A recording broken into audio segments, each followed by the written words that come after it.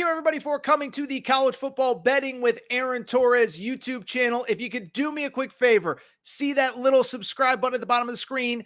Go ahead, click that subscribe button. It helps our channel grow. It helps our audience grow. I appreciate it more than you know, as we're talking college football on this channel year-round. Appreciate your support. Click that subscribe button. Let's go to the Big 12. You know, there's two big picture playoff ramification games in the Big 12. BYU Arizona State is one. We'll get to that after the break. But let's talk about America's team, baby. The Colorado Buffaloes. They are 8-2. Obviously, they started 1-1, so they're 7-1 in their last 8 games. They're playing great football. They're in control of their own destiny in the Big 12 title chase. But they're also playing a very interesting Kansas team here. So Kansas hosting Colorado, a little bit of a funky setup, by the way. Kansas's stadium is under renovation. So this game is actually at Arrowhead Field. Yeah, home of Mahomes, home of Andy Reid. Now it's home of Coach Prime and Shador and Travis Hunter. Colorado comes in as a 2.5-point favorite. Again, we are recording Tuesday afternoon, Tuesday evenings. This could change if you're listening on Thursday and Friday. The over-under in this game set at 59.5. So look, on this show, we do talk a lot about the Colorado Buffaloes. So let's start with Kansas. I saw some Kansas fans joking they're the best 2-6 team in college football history. Might be a little bit hyperbolic. I don't think it's that far off, though. Remember, this was a top 10 team coming into the season, or top 25 team coming into the season, I should say. A lot of people picked them to win the Big 12, and it kind of fell apart early, but you can go back to Kansas's early part of the slate. It's not like they were losing to either bad teams or teams that were blowing them out. They lose by 6 to Illinois. Illinois is a pretty good team. They're not great, but they're good enough. They lose to UNLV. By the way, shout out Matt Sluka. Remember him? That was the game that Matt Sluka basically went into the portal off of. They lose by 3. They lose by 4 at West Virginia. Always a tough place to play. They lose by 4 at Arizona State, which is now 8-2. And so you look at who this team is. You look at what they've done, and it's also worth noting this. Kansas has single-handedly shaken up the Big 12 title race in the past few weeks. Beat Iowa State 2 weeks ago. Remember, Iowa State was undefeated coming into that one, controlled their own destiny in the Big 12 standings. Beat BYU last week. BYU was one of 4 undefeated teams at the time. They knock them off. BYU's first loss of the year.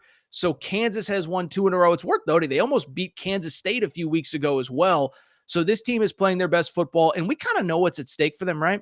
They're 4-6. Let's do some simple math. They need to win this game, and they need to win the season finale against Baylor to get bowl eligible.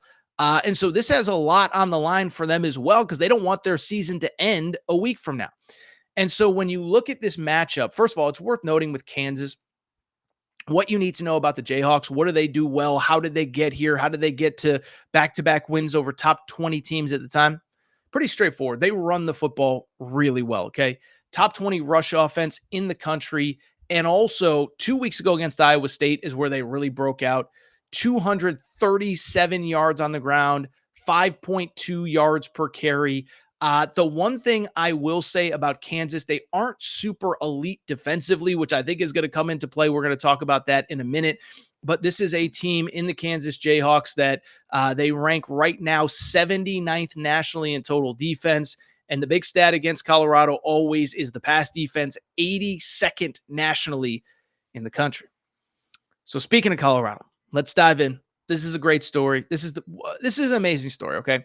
And at this point, we just said it with Indiana. We'll say it again. Enough with it's a great story. They're also a great football team. And all you got to do is go back to last week, and you got to go back to this show where your boy took the L, okay?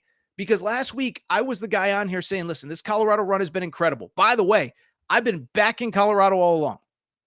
Picked them to win and cover against Cincinnati. Picked them to win and cover against Arizona. Picked them to win and cover against Texas Tech. Picked them to cover against Kansas State. They are on, do you know this? They are on 8 straight games where they have covered the spread against their opponents, okay? So they're playing great football. But I'll also say this. Last week was the week where I sat there and said, well, you know, Utah, top 20 defense, the best pass defense that Colorado has seen all year. Yeah, what ended up happening, they put up 49 points, and Shador Sanders, again, was phenomenal. 5 touchdown passes in that game. And I think the thing that stands out, and if you've watched Colorado, you already know this, but so much talent at the skill positions. I think I said five. Did I say five? I meant to say three. But LeJonte Wester is awesome. Will Shepherd is awesome. Travis Hunter is obviously awesome. And I thought Joel Klatt mentioned this, and I've heard Brock Huard mention it as well. Those receivers are all a little bit different. Some of them have size, like a Will Shepherd. Some of them have speed, like a LeJonte Wester. Some of them have a combination of everything, like Travis Hunter. And so you look at this team and you look at this offense, and what stands out, I get that they do not run the football well, but they have run it so far well enough to stay in games and to win games. Kind of interesting stat last week. They only had 65 yards rushing. 37 of it came on one carry from Isaiah Augustive. But I just bring it up because it has not impacted them so far. And to come to the pick, to talk about the pick for this game, I don't think it's going to affect them on Saturday, because I'll say this, my official pick, Colorado -2.5. And I know it's a road game, and I know it's at Arrowhead, and I know Kansas is playing good football. But I made the mistake of doubting Colorado last week. Remember, what did I say? I said, the Utah pass defense, best one they've seen all year. How are they going to move the ball? And this might be the game where they get tripped up. And even if they win, because Utah's quarterback situation is a mess, it's going to be 24-14. And then Colorado put up 49 by themselves and hit the over by themselves. And so Kyle Whittingham said after the game, that's the best team we've seen this year in the Big 12. Lance Leipold, before the game this week, the head coach at Kansas, said Travis Hunter is the athlete and star of this generation of college football. So there's no denying how good they are. And I think it's proof. There's no denying how explosive this team is and their ability to move the ball on anybody. Listen, we can get in 2 or 3 weeks, if they make the playoffs, into how they would match up with an Ohio State, with Alabama. I think they actually match up with just about anybody because of their ability to stretch the field and because of the fact that Shedeur Sanders is the best player in college football. By the way, I actually reached out to a Vegas buddy of mine to get some early point spreads. They wouldn't be as big of an underdog against a Bama, a Georgia, as a lot of people think, because I think Vegas is finally starting to realize this is a really good football team. And so when I just look at it, I know Kansas is playing its best football. They're a well-coached team, good team, but so is Colorado. And Colorado against that pass defense, I think, is going to be able to move the ball. And then we've talked about the Colorado defense as well. Robert Livingston, probably right in the short conversation for the Broyles Award given to the nation's top assistant coach. I think he should probably be the front runner at this point, because that defense is vastly improved.